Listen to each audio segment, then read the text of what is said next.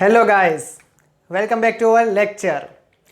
વિદ્યાર્થી મિત્રો, ફરી એક વખત સામાજિક વિજ્ઞાન વિષય સંદર્ભે આપ સૌનું હાર્દિક સ્વાગત છે. મિત્રો, પ્રકરણ ચાલી રહ્યું છે આપણું બીજું, ઇતિહાસના દ્રષ્ટિકોણને ધ્યાનમાં રાખી અને આપણે આ પ્રકરણની અંદર અગાઉના લેક્ચર્સમાં જે માહિતી મેળવી છે એનું ઝડપથી એક વખત રિવિઝન કરી લઈએ અને પછી આપણે આજના ટોપિક બાજુ જઈએ. સરસ મજાના પ્રકરણનું ટાઇટલ ભારતનો સાંસ્કૃતિક વારસો, તેની પરંપરાઓ, હસ્તકલા અને લલિતકલા. એમાંનો સૌપ્રથમ પેરેગ્રાફ બેટા જે આપણને પ્રસ્તાવનાના સ્વરૂપમાં આપેલો છે અને એ જ પેરેગ્રાફની અંદર 3 પ્રકારના શબ્દોને વ્યાખ્યાયિત કરવામાં આવ્યા છે. જેમાંનો સૌથી પહેલો શબ્દ એટલે કે જૈવિક વારસો, બીજો એટલે ભૌતિક વારસો, ત્રીજો એટલે સાંસ્કૃતિક વારસો. આ ત્રણેય પ્રકારના શબ્દની વ્યાખ્યા સમજ્યા બાદ સાંસ્કૃતિક વારસાના દ્રષ્ટિકોણ સંદર્ભે આપણે એમની ઓળખ મળતી હોય એવા પ્રકારના શબ્દો ચરિતાર્થ કર્યા અને ત્યાર પછી સાંસ્કૃતિક વારસાના અન્ય જે ક્ષેત્રો છે, અન્ય જે પરિબળો છે એમની વાત કરી. ત્યારબાદ બીજો જે પેરેગ્રાફ છે એ બીજા પેરેગ્રાફની અંદર આપણે 2 પ્રકારના ઓબ્જેક્ટિવ ટાઈપ ઓફ MCQs જોયા. ભારતમાં કુલ કેટલી કલાઓ આપણને જોવા મળે છે? 64 કલાઓ દેદીપ્યમાન જોવા મળે છે આપણને, જેમાંની મુખ્ય કલાઓ કઈ કઈ છે અને સાંસ્કૃતિક વારસાના પ્રતીક સમાન જે કલા છે જેને યોગ વિદ્યા આપણે કહીએ છીએ, એ યોગ વિદ્યાનો સમગ્ર દુનિયાએ સ્વીકાર કરતા 21મી જૂનનો દિવસ એ વિશ્વ યોગ દિવસ તરીકે વિશ્વભરમાં ઉજવાય છે. ત્યાર પછીના પેરેગ્રાફની આપણે વાત કરી ભારતના કસબીઓની કરામત. ભારતના કસબીઓની કરામત નામનો જે પેરેગ્રાફ છે એ ઓનલી ફોર ધ એક્સપ્લેનેશન, માત્ર એક ચર્ચિત મુદ્દો છે બેટા, અને એમની અંદરથી કોઈ જ પ્રકારના પ્રશ્નો છે એ આપણને બાધ્ય કરેલા નથી. ફક્ત આપણે આખા ચેપ્ટરનો એક બ્રોડ ઓવરવ્યૂ, એક આખો કોન્સેપ્ટ આપણને લોકોને જોવો હોય ને તો એ ચેપ્ટરની અંદરથી આપણને મળે છે. એટલે કે જે 64 મુખ્ય કલાઓ છે એ 64માંથી કઈ એવી મુખ્ય કલાઓ છે જે પ્રાગ ઐતિહાસિક કાળથી લઈને આજના આધુનિક સમાજની અંદર પણ માનવ જીવન સાથે અભિન્ન રીતે જોડાયેલી છે, એવી મુખ્ય કલાઓની વાત આપણે આ ચેપ્ટરમાં બેટા શીખવાની છે. અને એમની જ સાથે એ ટોપિકની પૂર્ણાહુતિ પછી આપણે હસ્તકલાઓનો આખો એક સેક્શન છે એ શરૂ કર્યો અને હસ્તકલાની અંદર સૌપ્રથમ જ જે કલા છે જેને આપણે માટીકામ કલા તરીકે ઓળખીએ છીએ, આ માટીકામ કલાના પ્રશ્નની આપણે ચર્ચા કરી. અને એ પ્રશ્ન જે આપણને બોર્ડની એક્ઝામમાં 3 માર્કના રિલેશનમાં પૂછાય છે. માનવી અને માટી વચ્ચેનો સંબંધ છે એ પ્રાચીન કાળથી જોવા મળે છે. માનવીના જીવનથી લઈને મૃત્યુ પર્યંત સુધીની વિકાસ યાત્રા છે એ બેટા માટી સાથે જોડાયેલી છે. જ્યારે કોઈ પણ પ્રકારની ધાતુની શોધ નહોતી થઈ ત્યારે માનવી મોટા ભાગે માટીમાંથી બનાવેલી વસ્તુઓનો ઉપયોગ કરતો હતો, જેમાં ઘણા બધા પ્રકારની વસ્તુઓનો સમાવેશ કરી શકાય, જેમ કે રમકડા છે, ઘડા છે, કોળિયાઓ છે, કુલડીઓ છે, સાથે કહી શકાય માટીના ચૂલા છે, અનાજ સંગ્રહ માટેની કોઠીઓ છે. અને રહેણાંકના ક્ષેત્રની વાત કરીએ તો તે સમયે બનતા જે ઘરો છે આપણા, એ ઘરોની જે દિવાલો છે એ દિવાલોને પણ માટી અને છાણથી લીપીને રક્ષણ આપવામાં આવતું. આ ઉપરાંત જે પ્રવાહી પદાર્થો છે, પાણીથી લઈને ઘી સુધી, એ પણ મોટાભાગે માટીના વાસણોમાં જ સાચવવામાં આવતા. પ્રાગૈતિહાસિક કાળમાં નગર ઉત્ખનન વ્યવસ્થાની વાત કરીએ આપણે તો જે ઉત્ખનન થયેલા નગરો છે જેમાં હડપ્પા છે, લોથલ છે, મોહેંજો-દડો છે, આવા નગરીય વિસ્તારોમાંથી મળી આવેલા જે માટીના લાલ રંગના પવાલા, બરણી, રકાબી, જેના ઉપરથી આપણને એ ખબર પડે છે બેટા કે આ જે માટીકામ કલા છે એ 5000 વર્ષ જૂની કલા છે અને માનવી તે સમયે પોતાને કલ્પિત વિચારોને મૂર્તિમંત કરવાનું માધ્યમ છે એ માટીને બનાવતો. અત્યારના સમયની અંદર તો બેટા આપણી પાસે ઘણા બધા માધ્યમો છે કે આપણી અંદર જે વિચારો આવે છે એ વિચારોને આપણે સાકાર કરવા માટે ઘણા બધા રસ્તાઓ છે આપણી પાસે, જે ચિત્રકામથી લઈ, હકીક કલાથી લઈ, જળતર કલાથી લઈને છે અત્યારના વિજાણુ માધ્યમ સુધી એ ક્રિએટ થાય છે. ટૂંકમાં હાઈલી આપણે લોકો સોફ્ટવેર ડેવલપ કરીએ છીએ, કોઈ એપ જનરેટ કરીએ છીએ આપણે ડિજિટલાઇઝ. તો મારો કહેવાનો માધ્યમ એવું છે, મારો કહેવાનો તાત્પર્ય એવું છે કે જ્યારે માનવી પ્રાગૈતિહાસિક કાળમાં જીવન જીવતો, એની પાસે no more than the additional tools, કોઈ વધારાના એની પાસે સાધનો નહોતા, માત્ર પોતાના વિચારોને સર્જનાત્મકતાની શૈલીમાં મૂકવા માટે પ્રકૃતિગત એક જ માધ્યમ હતું માટી. તે સમયે પણ એ પોતાના વિચારો છે એ માટીથી જ પોતે ચરિતાર્થ કરતો હતો. એટલે આ આખું સેગમેન્ટ આપણને એવી રીતે તૈયાર થયું જોવા મળે છે. અને એ પછી કુંભારનો જે ચાકડો છે એ માટીકામ માટેનું પ્રાચીન ભારતનું પ્રથમ યંત્ર ગણી શકાય, એવું પણ આપણે કંઈક ભણી ગયા છીએ. ઉત્સવોના સંદર્ભમાં આધ્યાત્મિકતાના સ્તરે વાત કરીએ તો હિન્દુત્વની અંદર નવરાત્રિ નામના તહેવારમાં આપણને ખબર છે કે જે ગરબો બનાવવામાં આવે છે એ માટીનો જ ગરબો આપણને જોવા મળે છે બેટા. ત્યાર પછી આપણે એવું પણ ભણેલા કે જે આપણું ભારત છે એ ભારત પ્રાગૈતિહાસિક કાળથી પ્રાચીન સમયથી કાચી તેમજ પકવેલી માટી એટલે કે ટેરાકોટા જેવી માટીમાંથી વસ્તુઓનું ઉત્પાદન કરવા માટે જાણીતો છે. જેનું ઉદાહરણ આપણે આધાર સ્વરૂપે લેવું હોય તો એવું કહી શકીએ કે આપણા દક્ષિણ ભારતનો નાગાર્જુન કોંડાનો વિસ્તાર અને ગુજરાતની અંદરનો જે લાખણંજ પ્રદેશ છે જે મહેસાણા જિલ્લા સાથે સંકળાયેલો છે ત્યાંથી મળી આવેલા માટીની વસ્તુઓના અવશેષોને આધારે આપણે એવું કહી શકીએ કે માટીકામ કલા પુરાતન પાષાણ યુગથી અર્વાચીન સમય સુધી માનવ જગત સાથે જોડાયેલી છે. તો ટૂંકમાં માટીની જે સંસ્કૃતિ છે એ માટીની સંસ્કૃતિ માનવ સંસ્કૃતિનો એક અભિન્ન હિસ્સો કહી શકાય બેટા. ત્યાર પછીનો માનવ જીવન સાથે સંકળાયેલી આપણી આજની જે કલા છે એ કલાને આપણે કહી શકીશું વણાટ કલા, જે સીધી કોની સાથે સંકળાય છે તો કે વણાટ કલા સીધી સંકળાય છે વસ્ત્ર પરિધાન સાથે. અને વસ્ત્ર પરિધાનનું બેઝિક દ્રષ્ટિકોણ આપણને લોકોને જોવું હોય તો એ આખો જે વસ્ત્ર પરિધાનનો મુદ્દો છે એ 3 સેક્શનમાં વહેંચાયેલો છે જે વણાટ કલાના સંદર્ભમાં છે બેટા. આ પ્રશ્ન પણ પરીક્ષા માટે મોસ્ટ આઈએમપી છે 2 માર્કમાં અને 3 માર્કમાં. આખો પ્રશ્ન ક્યારેય કન્ક્લુડ આપણને પૂછાયો નથી પણ હંમેશા એ સેક્શનાઇઝ્ડ આપણને પરીક્ષામાં પૂછાય છે. ઇનિશિયલી કન્ટેન્ટ સાથે જ્યારે પૂછાશે ત્યારે એ પ્રશ્ન 2 માર્કમાં બનશે, કોલોબરેટલી કન્ટેન્ટ સાથે પૂછાશે ત્યારે એ પ્રશ્ન 3 માર્કમાં બનશે અને અમુક સેગમેન્ટ એના એવા છે કે જે આપણને સ્પેશિયલી 2 માર્કમાં અને 3 માર્કમાં પૂછાય છે. તો આખા સેગમેન્ટની આપણે લોકો વાત કરીશું આજના આપણા લેક્ચરની અંદર. વસ્ત્ર પરિધાન, તો આ જે મુદ્દો છે ને વસ્ત્ર પરિધાન, એ વસ્ત્ર પરિધાનનો મુદ્દો તો આપણે પહેલાં જ ચેપ્ટરમાં શીખી ગયા છે બેટા. કેવી રીતે તો કે તમને ખબર હશે કે તેની અંદર આપણે ભારતીય ભૂમિ અને તેના લોકો આવા નામનો આપણને ટોપિક આપેલો અને એ ટોપિકની અંદર આપણને એક પ્રજાતિના વિશે ડીપલી વર્ણન આપેલું. એ પ્રજાતિ એટલે દ્રવિડિયન સંસ્કૃતિ. અને દ્રવિડિયન જે સંસ્કૃતિ છે એ દ્રવિડિયન સંસ્કૃતિ આપણા ભારતની તે સમયની આધુનિક સંસ્કૃતિ કહી શકાય કે જેમણે આપણને સભ્યતાના પાઠો શીખવ્યા છે. અને એમની સાથે આર્ય સમાજ છે એ જોડાયો એટલે આપણી સાથે એક સંસ્કૃતિ અને સભ્યતાનો સાતત્યપૂર્ણ ગતિશીલ જે વિકાસ છે એ શરૂ થયો છે. એમાં તમે ખાસ કરીને એવું ભણી ચૂક્યા હશો કે દ્રવિડોએ આપણને જે કલાઓ શીખવી છે, કલાઓની અંદર કાતવું, વણવું, રંગવું, જે હોળી અને તરાપા જેવી જ બાબતો છે આ બધું સંકળાયેલું છે. અને આની સાથે એનો પાયો ગણી શકાય એવી એક પ્રજાતિ જેમણે પણ આપણને વણાટ કલા વિશે થોડું ઘણું જ્ઞાન આપેલું છે એવી પ્રજાતિ એટલે ઓસ્ટ્રેલોઇડ. આ તમને એટલા માટે સમજાવું છું કે તમને આનું મૂળ ખબર પડે બેટા. ક્યાં છે વણાટ કલાનું મૂળ કઈ પ્રજાતિમાં પડેલું છે? તો વણાટ કલાનું મૂળ છે એ દ્રવિડિયન સંસ્કૃતિમાં પડેલું છે, ઓસ્ટ્રેલોઇડ પ્રજાતિમાં પડેલું છે. અને ત્યાંથી આ કલા છે એ ધીમે ધીમે પ્રાગૈતિહાસિક કાળથી લઈને ઐતિહાસિક સમય સુધી અને પછી એ અદ્યતન અર્વાચીન સમય સુધી એ ખેંચાતી આવતી આપણને જોવા મળે છે બેટા. ફર્સ્ટ વન, કાતણ કલા. વણાટ કલાની સાથે કાતણ કલા જોડાયેલી છે. કાતણ કલા પછીનું બીજું સ્ટેપ હાથ વણાટનું આવે છે અને પછી એની વિશેષતાના સંદર્ભમાં એક આપણને પાસું અલગથી આપેલું છે. કાતણ કલાની પ્રશ્ન જે છે એ આપણને પરીક્ષાની અંદર ધ્યાનમાં રાખજો 2 માર્કમાં પૂછાય છે. આઈએમપી કક્ષાનો કહી શકાય બેટા. કારણ કે 2015 પછી આ પ્રશ્ન ક્યારે આપણને પૂછાયેલો નથી એટલે 2020ની અંદર તો આ પ્રશ્ન આપણને એ પણ ખબર છે કે મોટાભાગે સિલેબસની અંદરથી 7 ચેપ્ટરો કટ થઈ ચૂક્યા છે. તો એડિશનલ વેઇટેજ તરીકે આની અંદરથી ઘણા બધા પ્રશ્નો એવા છે જે આપણને સેક્શન સીમાં 3 માર્કના કન્ટેન્ટમાં પણ પૂછાઈ શકે. તો કોલોબરેટલી વસ્તુ યાદ રાખવાની, ઇનિશિયલી યાદ રાખવાની અને પછી એનું સ્પેસિફિકેશન યાદ રાખવાનું. કાતણ કલામાં આપણે પહેલી વ્યાખ્યા એવી લખી શકીશું,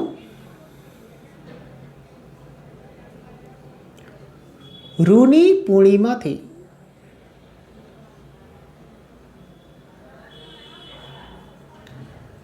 તાતણો ખેંચવા સાથે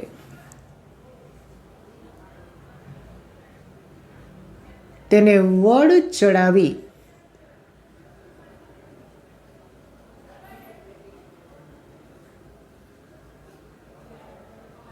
એકબીજાની પકડમાં જોડી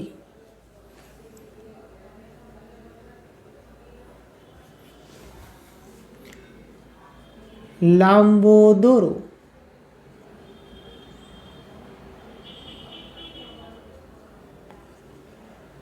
તૈયાર કરવાની કલાને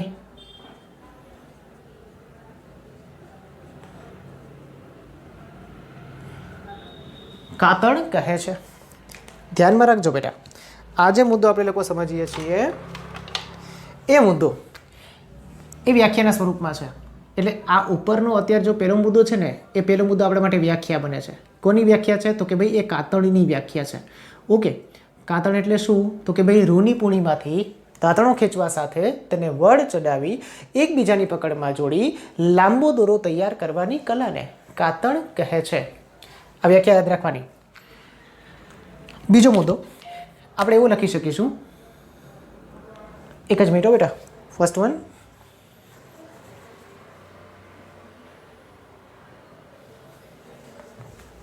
ઓકે, રેકોર્ડિંગ કમ્પ્લીટ છે, ચાલુ છે. બીજો મુદ્દો આપણે બેટા એવો લખી શકીશું કે મહાત્મા ગાંધીજીએ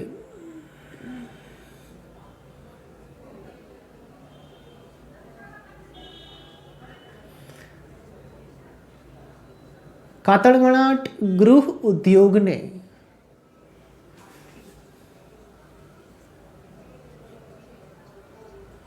સવિશેષ મહત્વ આપીને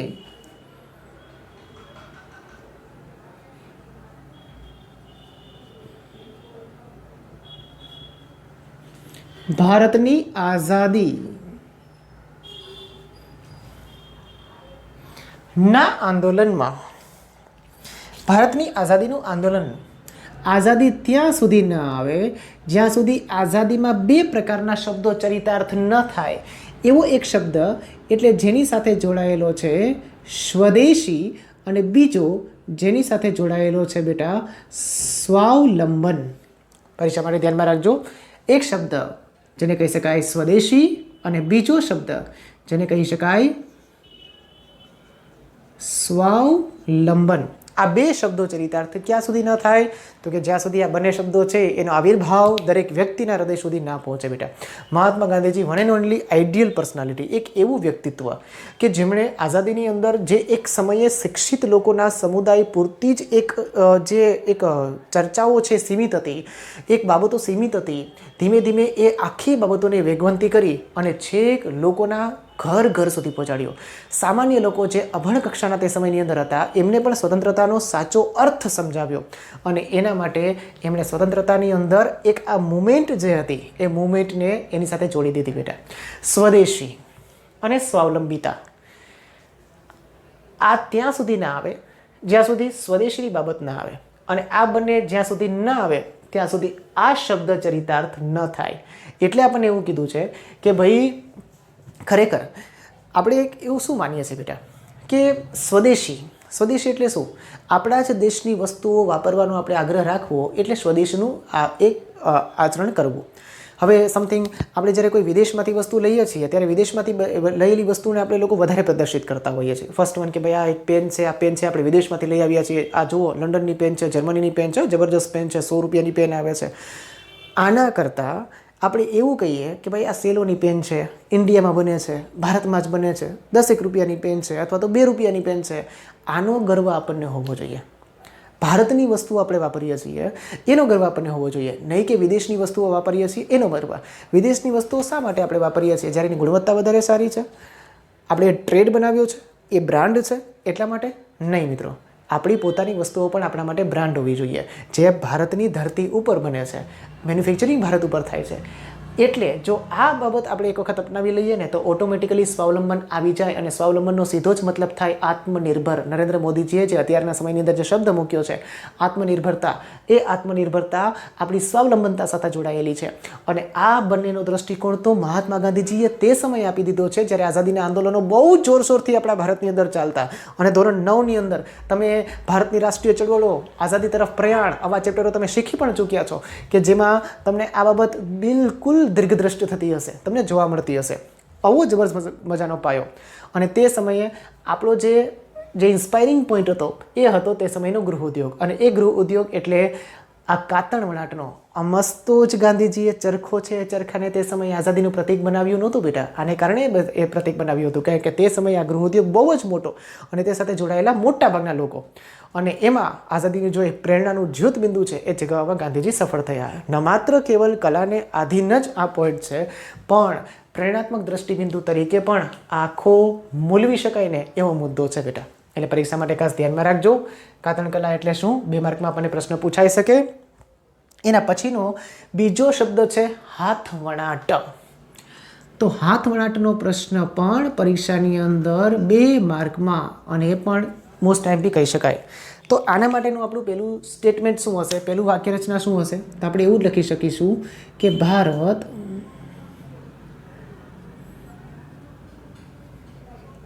પ્રાચીન સમયથી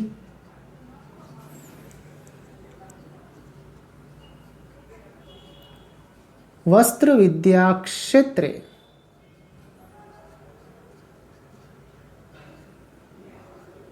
જાણીતું છે. ભારત પ્રાચીન સમયથી વસ્ત્ર વિદ્યા ક્ષેત્રે જાણીતું છે.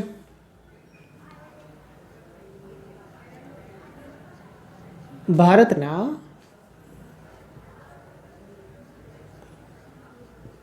કુશળ કારીગરો દ્વારા.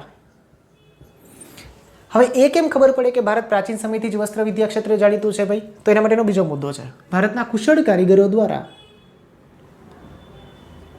તૈયાર થયેલા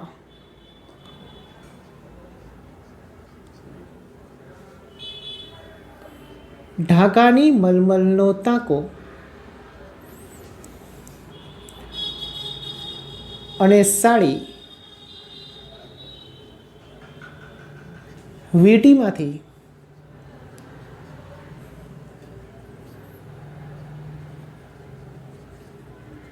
પસાર થતી હોવાની વાતો જાણીતી છે.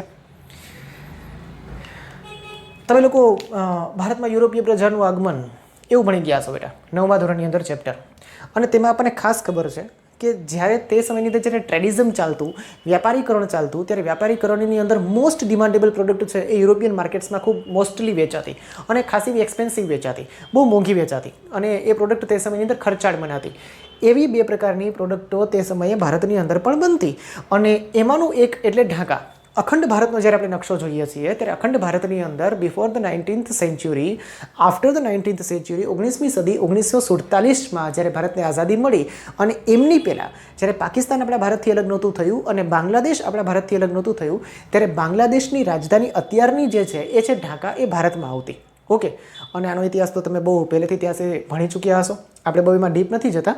અત્યારે ખાલી એટલું યાદ રાખો કે બાંગ્લાદેશની રાજધાની તે સમયની અંદર જે ઢાકા હતી, એ ઢાકાની અંદર મલમલ તૈયાર થતું બેટા. મલમલ શું છે? તો કે રેશમનો એક પ્રકાર છે. આપણા ભારતની અંદર 4 પ્રકારના રેશમ છે: મલમલ, ટસર, ઈરી અને મૂંગા. રેશમના 4 પ્રકારો છે. પરીક્ષા માટે ધ્યાનમાં રાખવાનું. અહીંયા લખી દઉં છું નીચે: મલમલ, ટસર, ઈરી અને મૂંગા. આ 4 પ્રકારના રેશમમાં સૌથી ઊંચી ગુણવત્તાવાળું હાઈલી ફ્લેક્સિલિએટ જે રેશમ છે એ રેશમ છે મલમલ. અને તે સમયે મલમલનો જે આખો તાકો છે તે સમયની અંદરનો એ તૈયાર થતો, અને આખા તાકાને તમે લોકો ક્રીઝ કરીને મૂકી આપો તો એ એટલો ફોલ્ડેબલ થઈ શકતો કે માત્ર એ દિવાસળીની પેટીમાં સમાતો. ઢાકાની મલમલનો તાકો એ શેમાં સમાતો? તો કે દિવાસળીની પેટીમાં. આ શબ્દ ત્યાં એડ કરી દેજો અહીંયા ઉપર. ઢાકાની મલમલનો તાકો એ દિવાસળીની પેટીમાં સમાતો. અને સાડી, આખી સાડી, તમારે કોઈ પણ કાપડ તમારી વીટીમાંથી ખેંચવું હોય, તમારું શર્ટ, તમારું ટી શર્ટ, અથવા તો મમ્મી કે બેનની કોઈ સાડી તમારે આમ ખેંચવી હોય તો એ નીકળે? શક્ય છે નહીં, બરાબર. પણ આ તો બેટા એવું કાપડ છે કે જેની અંદરથી તમારે આખી સાડી જે 15 ફૂટની હોય, 15 ફૂટની સાડી તમે ખેંચી લો, ખેંચી લીધા પછીમાં કોઈ પ્રકારની તમને ક્રીઝ જોવા મળે નહીં, અનક્રીઝેબલ કાપડ છે એ તમને જોવા મળે. આવું જબરજસ્ત કાપડ એ આપણા ભારતની અંદર તે સમયથી પ્રચલિત હતું, જબરજસ્ત તૈયાર થતું, અને એ પણ 16મી સદીની અંદર. તો વિચાર કરો કે ભારત છે તે સમયની અંદર કેટલું વસ્ત્રવિદ્યા ક્ષેત્રે નિપુણ હશે, કે જે સમયે આપણી પાસે કોઈ પ્રકારના યુનિક અધર આઈડેન્ટિટી ટૂલ નહોતા.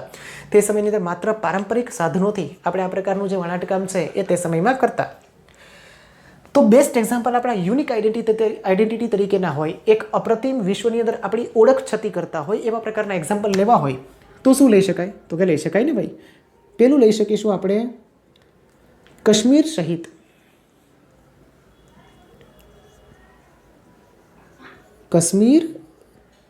સહિત ભારતના ગાલીચા,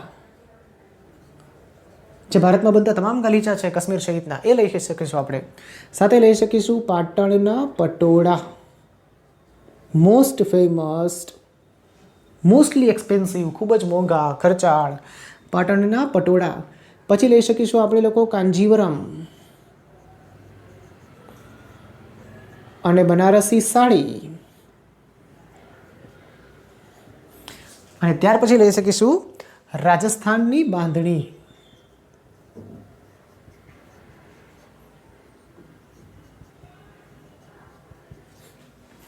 રાજસ્થાનની બાંધણી. આટલો પ્રશ્ન પણ બેટા સંક્ષિપ્તીકરણમાં 2 માર્કમાં પૂછાઈ શક્યો. જોજો, કારણ કે આની અંદર 4 મુદ્દાઓ એક સાથે સંકળાયેલા છે. હા, આખો પ્રશ્ન તો 2 માર્કની અંદર છે જ, પણ ઇનિશિયલ કન્ટેન્ટનો ઇનટેક્સ્ટ પેરેગ્રાફનો પ્રશ્ન પણ અહીંયા છે કે આપણા ભારતની ઓળખ, ભારતની હુનર જે કલા છે, વણાટ કલા જે હુનર કલા છે, એ હુનર કલાના ઓળખના તમારે પરિબળો લેવા હોય તો આ લઈ શકાય. વસ્ત્ર પરિધાન ક્ષેત્રમાં કાશ્મીર સહિત ભારતના બનતા તમામ પ્રકારના ગાલીચા, પાટણના પટોળા, કાંચીવરમની બનારસી સાડી અને રાજસ્થાની બાંધણી. આ લોકોનું યુનિકનેસ આપણે વર્ણવા જઈએ ને તો વિડીયો પણ ખાસો એવો મોટો થઈ જાય અને ચેપ્ટર પણ ખાસો એવું મોટું થઈ જાય. એટલે આ બધાની આપણે લોકોને ઇન્ફોર્મેશન એક પ્રકારના પ્રોડક્ટમાં આપી છે, એ છે પાટણના પટોળા વિશે. તો એની ચર્ચા આપણે હવે નેક્સ્ટ કરવાના છીએ. અહીંયા જ ધ્યાનથી સમજજો બેટા. ઉપરનો મુદ્દો કાતણ કલાનો છે, નીચેનો મુદ્દો હાથવણાટનો છે. હાથવણાટનો પ્રશ્ન 2 માર્કની અંદર, ઇનિશિયલ નીચેનું કન્ટેન્ટ પણ 2 માર્કની અંદર. બંને કોલોબરેટ પ્રશ્ન પૂછાય, કાતણ કલા અને હાથવણાટનો, તો પછી સાથે એ 3 માર્કનો પણ પરીક્ષામાં બની શકે. તો બધા મોસ્ટ એક્સપેન્સિવ, સારામાં સારી ઓળખ છતી કરે ને એવા પ્રકારના ઉદાહરણો છે. વસ્ત્ર પરિધાન ક્ષેત્રમાં આ બધામાં બેસ્ટ, સારામાં સારું જે સાડી ક્ષેત્રનું નામ છે એ છે પટોળા. તમે લોકોએ સાંભળ્યું હશે, ઘણા બધા આપણા જે ગુજરાતી લોકગીતો છે, ગુજરાતી લોકગીતોની અંદર પણ એક એવું ગીત છે જે છેલાજી સાથે સંકળાયેલું છે, પટોળાની, જેમાં વાત આવે છે, છેલાજી રે મારા માટે પાટણથી પટોળા મોંઘા લાવજો, તેમાં ઝીણા રે ટોડલિયા ચિત્ર આવજો, વગેરે જેવું જે ગીત છે બેટા, એટલું સરસ મજાનું ગીત છે કે જેના ઉપરથી આપણને ખબર પડે કે પાટણનું પટોળું કેટલું મોસ્ટ એક્સપેન્સિવ હશે બેટા. બ્રોડ ઓવરવ્યૂ લઈ લઈએ પહેલાં કે પાટણનું પટોળું એકચ્યુઅલ કેવું છે. પટોળા એક એવા પ્રકારની સાડી છે કે પટોળાનો અર્થ થાય બેટા પવિત્ર વસ્ત્ર. પવિત્ર વસ્ત્ર આ એક એવી મોનોપોલાઇઝ્ડ કલા છે કે જેની અંદર, અમારી મિનિટ, એક જ મિનિટ,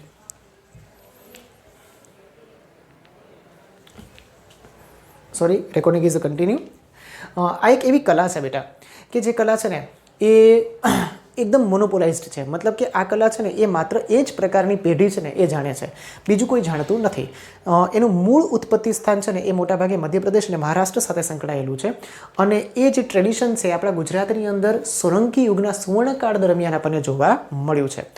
આમ જુઓ ને તો તમે ગુજરાતની જ્યારે વાત કરો ને તો ગુજરાતની અંદર 3 પ્રકારના વંશોનો દબદબો રહ્યો છે. એક વંશ જેને કહી શકાય ચાવડા વંશ, વનરાજ ચાવડા. બીજો કહી શકાય એના પછીનો સોલંકી વંશ, અને ત્રીજો કહી શકાય એના પછીનો વાઘેલા વંશ. આ 3 વંશોનો દબદબો. પણ આની અંદર પણ સુવર્ણકાળ ગણવો હોય ને તો સોલંકી વંશનો સુવર્ણકાળ ગણાય છે.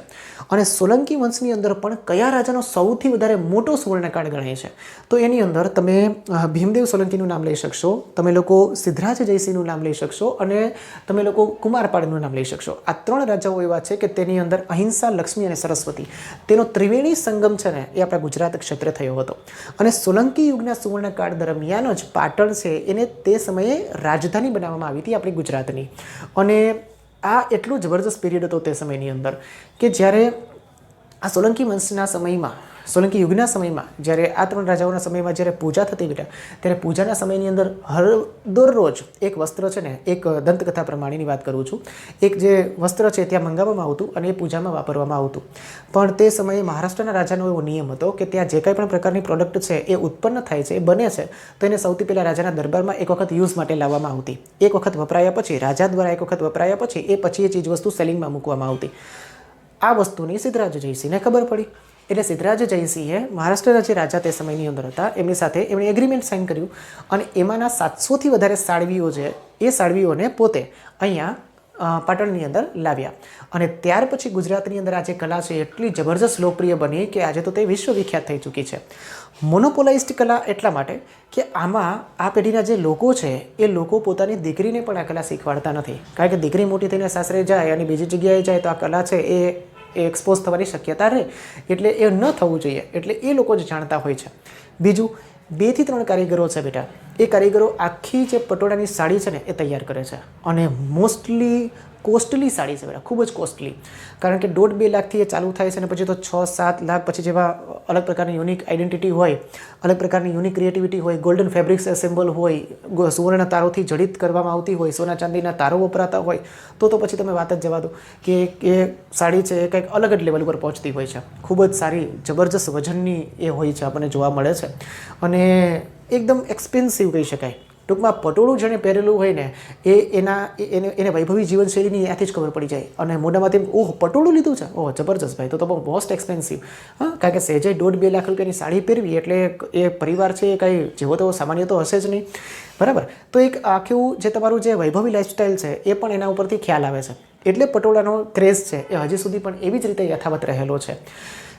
બીજું એ કે બેટા અત્યંત અટપટી કલા છે, અત્યંત જટિલ કલા છે અને અત્યંત મોટી સમય માંગી લેતી કલા છે. કારણ કે લગભગ 6 થી 7 મહિના જેવો સમયગાળો છે ને એની અંદર પ્રિઝર્વ થઈ જાય છે, એ ખર્ચાળ એ કન્ઝ્યુમ થઈ જાય છે. કારણ કે 2-1 મહિના જેટલો સમય તો માત્ર એની જે ડિઝાઇન છે ડિઝાઇનને જ એસેમ્બલ્ડ કરવામાં લાગે છે બેટા. બીજું તો કે આની અંદર ટ્રેડિશનલ કલરનો ઉપયોગ થાય છે, એટલે વનસ્પતિજન્ય રંગોનો ઉપયોગ થાય છે. એમાં બેઝિક કલરમાં લાલ, લીલો અને પીળો આ 3 પ્રકારના જે કલર છે એ કલરનું મિશ્રણ કરી અને પછી એક આખું જે ડિઝાઇન છે અથવા તો જે કલર છે એ આપણને જોવા મળે છે બેટા. ખૂબ મજબૂત રેશમથી એ કાપડ બનાવવામાં આવે છે અને એ રેશમી કાપડથી જ બનતું હોવાને કારણે એ લાંબા સમય સુધી બેટા ફાટતું નથી અને એ પાછું તૂટતું નથી. એના કારણે જ એ લાંબા સમય સુધી એનો રંગ છે એ પણ જતો નથી બેટા. રેશમની અંદર એને મોટાભાગે ટ્રેડિશનલ કલર્સથી આખું એને પેચઅપ કરવામાં આવ્યું હોય. બીજું એ કે આમાં કોઈ મશીન ઇક્વિપમેન્ટ્સનો ઉપયોગ નથી થતો, એ આખું હાથેથી જ બંધાય છે અને જે 2 થી 3 કારીગરો દ્વારા એ તૈયાર થાય અને એમાંથી કોઈ 2 કારીગરો એની અંદરથી નીકળી જાય તો એ સાડીની ડિઝાઇન આખી ત્યાંથી અધૂરી રહી જાય છે. એને બીજો કોઈ કારીગર છે એ પૂરો કરી શકતો નથી.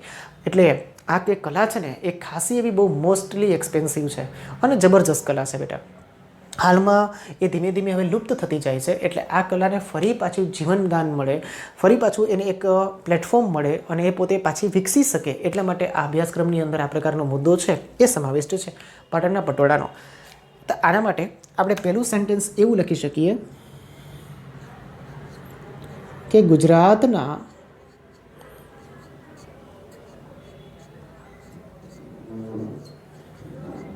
સોલંકી યુગના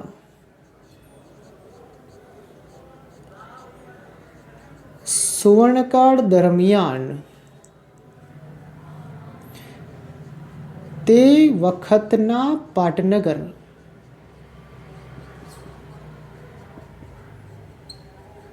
પાટણમાં અનેક કારીગરો આવીને વસ્યા. હાલ કે વસ્યા નહોતા, એમને ત્યાંથી લાવવામાં આવ્યા હતા. અને એ જે કારીગરો છે એની જે કમ્યુનિટી છે એ કમ્યુનિટીને આપણે સાડવીઓ કહીએ છીએ, સાડવી કમ્યુનિટી. અને એમને તે સમયની અંદર પાટણમાં બેટા રાજ્યાશ્રય આપવામાં આવ્યો. રાજ્યાશ્રય તે સમયની અંદર એવા જ વ્યક્તિને આપવામાં આવતો જે સીધા રાજા સાથે કનેક્ટેડ હોય, તે લોકોની મંત્રી પરિષદમાં જોડાયેલા હોય, તે સમયના અમીર ઉમરાઓ હોય, કોઈ એવા જબરજસ્ત મોટા ટ્રેડર્સ હોય, વેપારીઓ હોય, કવિઓ હોય, તે સમયે એ લોકોને રાજ્યાશ્રય આપવામાં આવતો. એમની સાથે સોશિયલ સિક્યુરિટીઝ જે સામાજિક સુરક્ષા છે એ સામાજિક સુરક્ષા તે સમયની અંદર આ સાડવીઓને પણ આપવામાં આવી હતી. એટલે આ સેન્ટેન્સ પેલું પેચઅપ છે કે ગુજરાતના સોલંકી યુગના સુવર્ણકાળ દરમિયાન તે વખતના પાટનગર પાટણમાં અનેક કારીગરો આવીને વસ્યા. તેમની કુશળતા અને કૌશલ્યને કારણે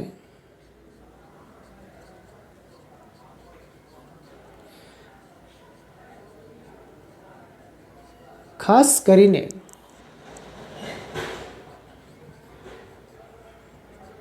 પાટણના પટોળા જગતભરમાં અથવા તો વિશ્વભરમાં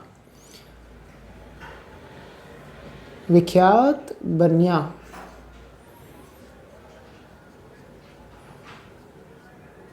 પાટણનો આ હુનર આશરે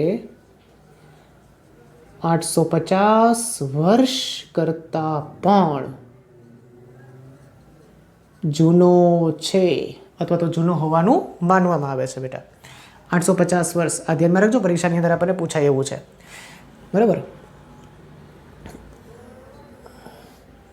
અત્યંત અટપટી, જટિલ અને સમય માંગી લેતી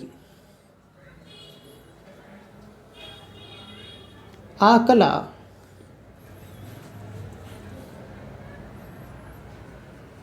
હાલમાં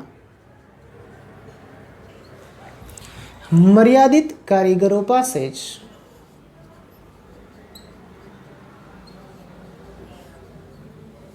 ઉપલબ્ધ છે અથવા જોવા મળે છે અથવા રહેલી છે. અત્યંત અટપટી, જટિલ અને સમય માંગી લેતી આ કલા હાલમાં મર્યાદિત કારીગરો પાસે જ ઉપલબ્ધ છે. પાટણમાં બનતા આ રેશમી વસ્ત્ર, જેને પાટણમાં સ્થાનિક બોલીમાં કહેવામાં આવે છે બેવડ ઇક્ત. બેવડ એટલે બંને બાજુ અને ઇક્ત એટલે વણાટ. બેવડ ઇક્તને પટોળા કહેવાય છે. પટોળા કહે છે, જેમાં બંને બાજુ એક જ ભાત એટલે ડિઝાઇન પ્રદર્શિત થતી હોય તે બંને બાજુ પહેરી શકાય છે. પટોળા વર્ષો સુધી ફાટતા નથી કે તેનો રંગ પણ જતો નથી. તેથી આપણે ત્યાં એક કહેવત પ્રચલિત થઈ છે બેટા. એ કહેવત કઈ તો કે કહેવત આપણે એવું કહી શકશું, પડી પટોળે ભાત ફાટે પણ ફીટે નહીં. એ કહેવત પણ આપણે ત્યાં પ્રચલિત થઈ છે. તો આ કંઈક પાટણના પટોળાની આપણને આ રીતે અહીંયા વાત આપી છે. એકદમ ઇનિશિયલ કન્ટેન્ટ સાથે આપણને પાટણના પટોળાનો પ્રશ્ન છે આપણને આપ્યો છે. 2017માં આ પ્રશ્ન આપણને પરીક્ષાની અંદર પૂછાઈ પણ ચૂક્યો છે બેટા. એટલે પરીક્ષાના સમયે આને વસ્તુ ધ્યાનમાં રાખવા જેવી છે. આજના દિવસે આપણે વણાટ કલાનું અધ્યયન કર્યું અને વણાટ કલાની અંદરના 3 જે પેરેગ્રાફ છે એ પેરેગ્રાફને આપણે લોકોએ એનાલાઇઝ કર્યા, એને આપણે જોયા. ઘણા બધા પ્રકારના ઓબ્જેક્ટિવ ટાઈપ ઓફ MCQs, થોડા ટ્વિસ્ટ અને સાથે સાથે જોડાયેલા છે એકદમ ઇનિશિયલી, કોલોબરેટલી અને એકદમ યુનિક આઈડેન્ટિટીવાળા. કાતણ કલાની વાત કરી, હાથ વણાટની વાત કરી અને પાટણના પટોળાની વાત કરી. બેટા એઝ ઇટ ઇઝ તમારે આ જ રીતે પોઈન્ટ વાઇઝ તમારી ફેરબુકની અંદર લખવાનું છે અને રિવિઝનના હેતુ માટે તમારે 2 વખત હોમવર્ક બુકની અંદર તમારે લખવાનું રહેશે, જેથી કરીને આ તમારું કન્ટેન્ટ વ્યવસ્થિત રીતે તમે લોકો પાકું કરી શકો. આજના દિવસમાં પણ આપણે ફક્ત એક જ કલા વિશે ભણ્યા છીએ. આવનારા લેક્ચર્સમાં આપણો ટાર્ગેટ રહેશે કે આપણે 2 કલાને આપણા વિડીયો લેક્ચર્સની અંદર. આજના દિવસ માટે આટલું. ફરી મળીશું. ત્યાં સુધી મને રજા આપો. જય સ્વામિનારાયણ, જય Shri Krishna. Stay safe, stay home.